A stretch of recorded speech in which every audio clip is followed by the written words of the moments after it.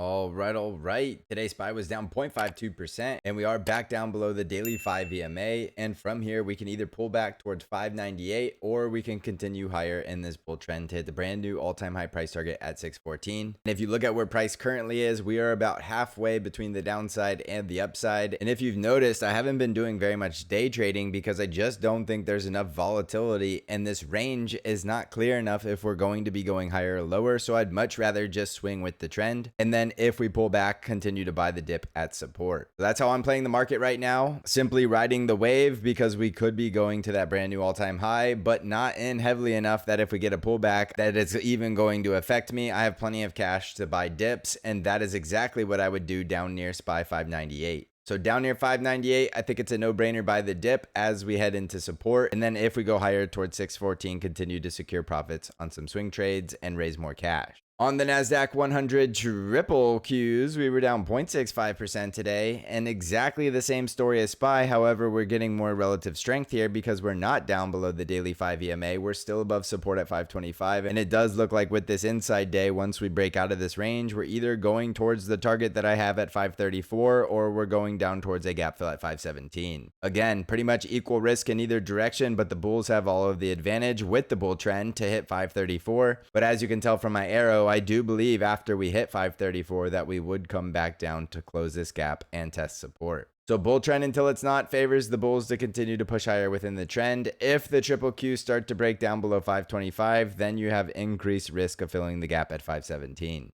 On Bitcoin, we're trading just above 100,000. We still do have the bull trend, but I still do think all of the risk is down here at 84,000. And with the upside reward only being 108 or 118,000, I do think that is a lot of risk for not a lot of upside. So I know a lot of people are extremely bullish on Bitcoin, and it is in a bull trend, but I wouldn't be buying here if you already own it. Just ride the bull trend. You're getting risk off if we start breaking down below support at 92,000 if you're a longer term bull. So a friendly reminder, don't do anything in December that's going to ruin your year. This is not the time to be taking super high risk. Continue to ride the bull trends because there are bull trends until they're not. And if we're going higher, you want to make sure you're long and not trying to call it top. Eventually we will get a pullback, so be prepared for one, have plenty of dry powder and raise that cash, and just continue to move like water and manage risk, and you're going to do extremely well in this market. Next year should be very volatile. I'm looking forward to it. It should be great for all of us traders. And if you want to come trade along with me and absolutely crush this market, all of my services will be in the description of this video as well as the comment section. And the trade alert service is where you'll get the percent allocations for what I am currently in for the T triple Q or the S triple Q. So thank you for watching, everybody.